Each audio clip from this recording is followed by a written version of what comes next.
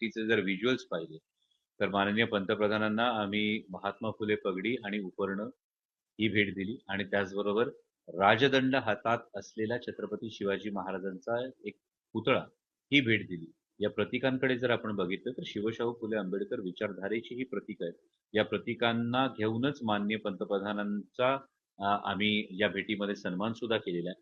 त्यामुळे या भेटीत इतर कुठल्याही विषयावर चर्चा झालेली नाही. देशभरामध्ये त्या पद्धतीने प्रादेशिक पक्ष फुटवले. त्या दरम्यान तुमचा पक्ष फुटला गेला आहे. त्याचं कारण असं होतं की तुम्ही डिलिमिटेशनला पाठिंबा देणार असा दावा केला जातो. त्यामुळे तुमचा पक्ष फुटला गेला आणि त्यानंतर तुम्ही मोदींची भेट घेतली असं सांगितलं जातं. तर मग कितपत सत्य आहे? म्हणजे असा दावा केला जातोय आणि असं सांगितलं जातंय हे नेमकं कोणाकडून? असं पवार साहेब पण बोलत असतात तसं नाही, असं कोणाकडून हा एक फार महत्वाचा मुद्दा आहे आणि त्यामुळे जे बिल अजून आलेलं नाहीये, या बिल संदर्भात कुठला निर्णय झाला नाही त्याविषयी विनाकारण आधीच कयास बांधणं मला वाटतं यामध्ये कुठलंही औचित्य नाहीये. महत्वाची गोष्ट ही आहे की आज बैठकीला मी स्वतः होतो आणि या बैठकीमध्ये जे झालंय ते मी तुम्हाला सांगतोय. यामध्ये 8ही लोकसभा मतदारसंघांमध्ये जे मुद्दे चर्चिले गेले. आता मी जसं म्हणालो की Pune Nashik semi high speed रेल्वेचं काल आंदोलन झालं. काल झालंय ना आंदोलन.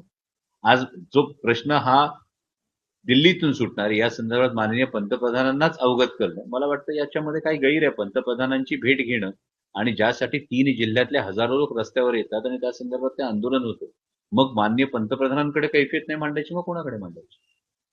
तर याचा संबंध मला वाटतं लगेच डिलिमिटेशनच्या बिलाशी किंवा लगेच एनडीए मध्ये ढकलायच्या संदर्भात हा लावला जाऊ नये असं मला वाटतं.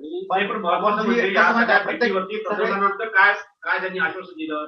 पंतप्रधानांनी चर्चा केली. यामध्ये माननीय पंतप्रधानांनी हे सगळे मुद्दे समजून घेतले. रेल्वेच्या बाबतीत तर पुणे नाशिक रेल्वेचा नेमका मुद्दा काय आहे, जीएमआरटीचे नेमके ऑब्जेक्शन्स काय आहेत आणि अनेक ठिकाणी प्रकल्प होऊ नये म्हणून आंदोलन केलं जातं, परंतु हे आंदोलन प्रकल्प व्हावा यासाठी केलं गेलेलं आहे.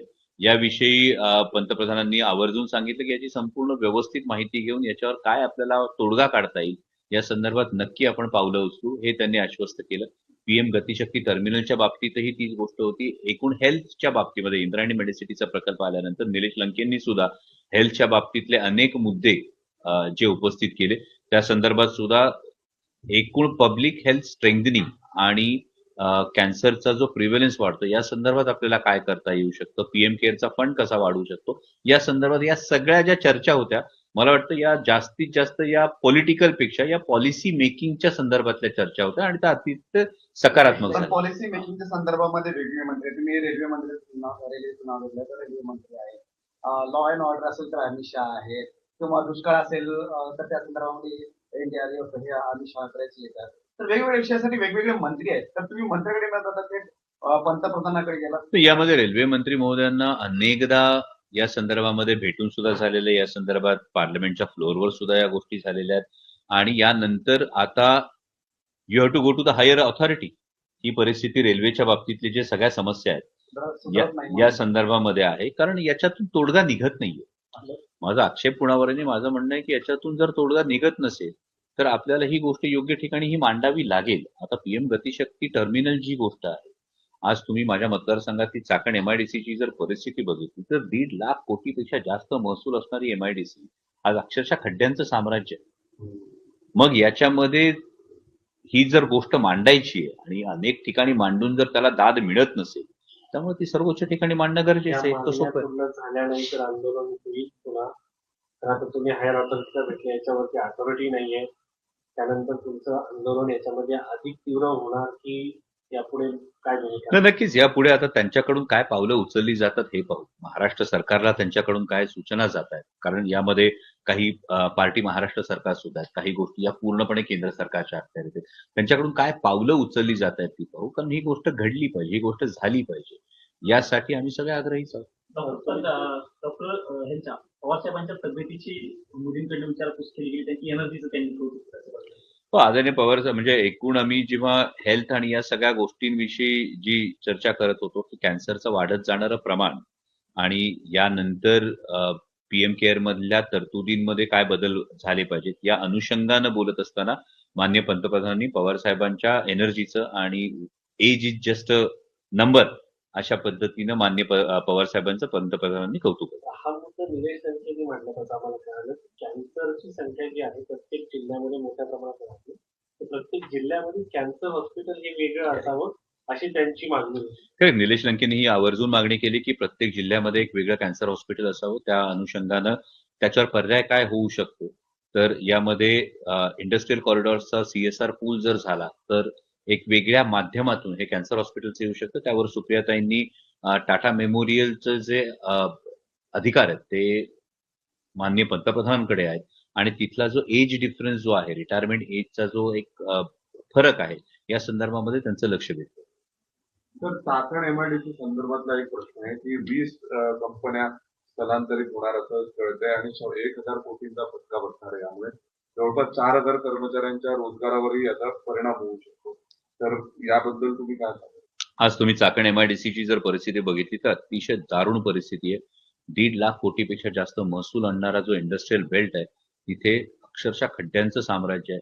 2-2 किलोमीटर जाण्यासाठी अक्षरशः 2 किलोमीटरला जर 2 तास लागत असतील. शाळकरी मुलं आहेत, त्यांना शाळेत जाण्यासाठी सुद्धा अनेकदा वाहनातून उतरून पायी जावं लागतं. ते 2-2, 3-3 तास त्या वाहतुकीत खोळंबतात.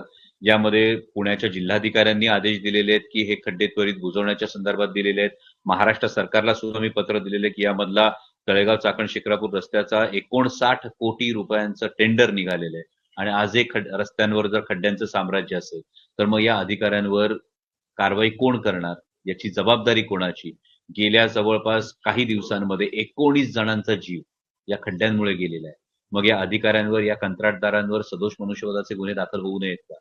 या सगळ्या महत्वाच्या गोष्टी चाकणच्या MIDCच्या बाबतीत आहेत, इंडस्ट्रियल झोनच्या बाबतीत आहेत आणि आज पंतप्रधानांना भेटल्यानंतर PM गतिशक्ती टर्मिनलची जी मागणी केलेली आहे की जो चाकणचा विमानतळ हा गेला, म्हणजे चाकणचा विमानतळ जो पुरंदरकडे स्थलांतरित झाला, त्यानंतर मग चाकण, रांजणगाव, छत्रपती संभाजीनगर पासून छत्रपती संभाजीनगर, रांजणगाव, चाकण, तळेगाव ते पोर्ट हे जोडणारा एक डेडिकेटेड फ्रेट कॉरिडॉर जी सरकारची भूमिका आहे आणि त्या फ्रेट कॉरिडॉरच्या अनुषंगानं या परिसरामध्ये, चाकण परिसरामध्ये डेडिकेटेड PM गतिशक्ती टर्मिनल ही मागणी सुद्धा केली. कारण या कॉम्प्रिहेन्सिव्ह मोबिलिटीचा हा विषय सोडवल्याशिवाय, जे आपण म्हणालात की या कंपन्या स्थलांतरित होतात, ह्या वाहतुकीची कोंडी होते, या कॉम्प्रिहेन्सिव्ह मोबिलिटीच्या याच्यावर तोडगा निघणार. तर या खूप आंतरराष्ट्रीय दर्जाच्या कंपन्या, म्हणजे यातल्या बऱ्याचशा Volkswagen असेल, त्यानंतर मग Hyundai असेल, त्यानंतर मर्सिडीज बेंझ असेल, या सर्व आंतरराष्ट्रीय स्तरावरच्या MNCs आहेत, मोठ्या कंपन्या आहेत. एका बाजूला सरकार अनेक विदेशात जाऊन MOUs करतं वेगवेगळ्या स्वरूपाचे आणि दुसऱ्या बाजूला चाकण MIDCची ही परिस्थिती.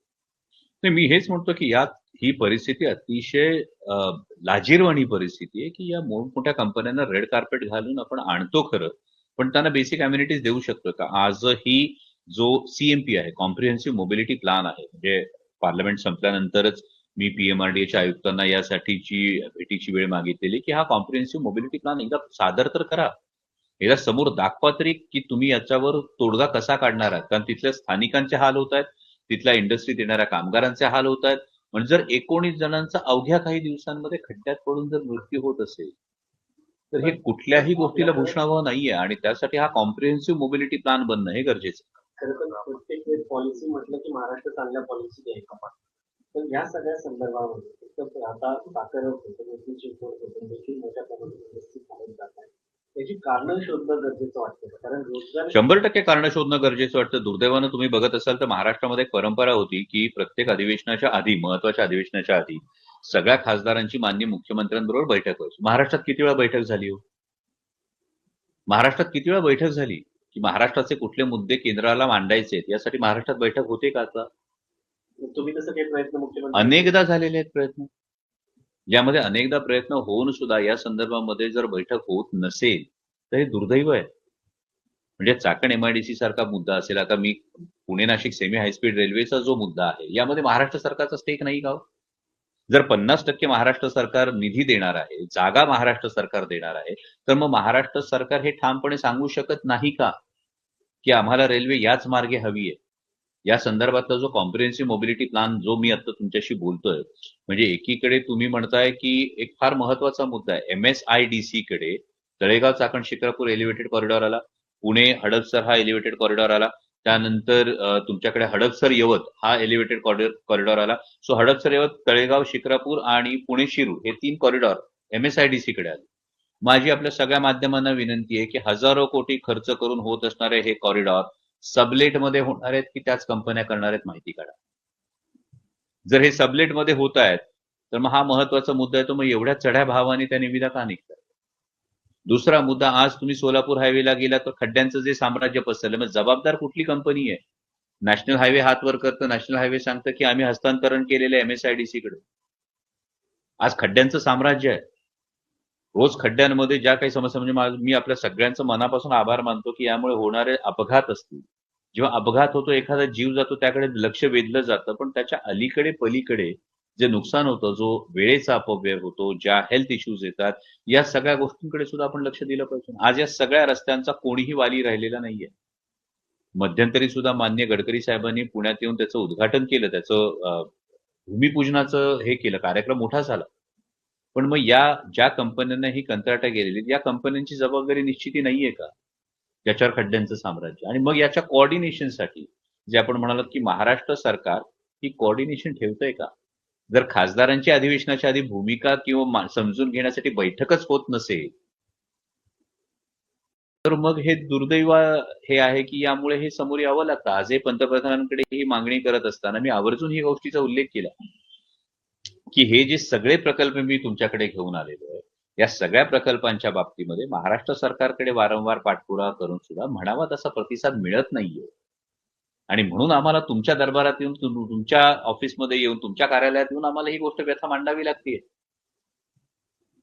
त्यामुळे हे जे कोऑर्डिनेशन आहे, ह्या कोऑर्डिनेशनच्या दृष्टीने सुद्धा पावलं उचलली गेली पाहिजे. लिमिटेशन विधेयक समजा आलं, सरकारकडनं प्रयत्न सुरू आहे विधेयक मांडण्याचं. जर ते विधेयक आलं तर राष्ट्रवादी काँग्रेस शरदचंद्र पवार पक्षाची भूमिका नेमकं काय असणार? आधी विधेयक येऊ द्या. विधेयकामध्ये काय आहे ते तर बघू द्या. उगाच आपण आत्याबाईला मिशा असत्या तर याच्यावर चर्चा करून काहीच उपयोग नाहीये. आधी विधेयक येऊ द्या, विधेयकाचा मसुदा समजू द्या, त्याच्यामध्ये आक्षेप काय त्या गोष्टी समोर येऊ द्या, त्यानंतर त्यावर भाष्य करणं उचित ठरेल. जर समजा तुमच्यासारख्या गोष्टी त्या विधेयकात असतील, तुमचे जे काही मुद्दे होते मतदारसंघ 50% वाढवण्याचं जर तसे मुद्दे असतील तर तुमचं समर्थन असेल त्या विधेयकाला? आपल्यापैकी कोणाकडे ड्राफ्ट आहे? माझं आपल्याला तेच म्हणणं आहे, सरकारने जे म्हटलं, आपल्याला तेच म्हणणं आहे, यामध्ये प्रपोर्शनेट राईज आणि 50% सरसकट, यामध्ये नेमकं विधेयकामध्ये काय गोष्टी येत आहेत, या गोष्टी आपल्याला आधी समजून घ्याव्या लागतील आणि त्यानंतर त्यावर भूमिका स्पष्ट करणं उचित ठरेल. जेव्हा विधेयकाचा मसुदाच हातात नाही, उगाच आपण साफ म्हणून भुई थोपटत जाण्यात काही अर्थ नाही. अजून सरकारने चर्चा केलेली नाहीये आमच्याशी चर्चा केली तर त्यावर भाष्य करूया.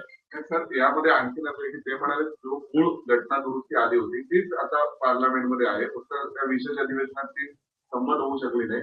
परत जेव्हा कधी येईल त्यावेळी संमत करण्याचा प्रयत्न, म्हणजे नवं बिल तयार होत नाहीये. माझं म्हणणं आहे की ड्राफ्ट आधी समोर येऊ द्या, कारण जो ड्राफ्ट आधी होता याच ड्राफ्टवर सगळ्यांनी जे आक्षेप आहेत हे पार्लमेंटच्या फ्लोअरवर हे सगळ्यांनी मांडलेले जे आक्षेप आहेत हे सगळ्यांचे आक्षेप हे कायम असणारच आहेत. याविषयी कुठलीही दुमत नाहीये.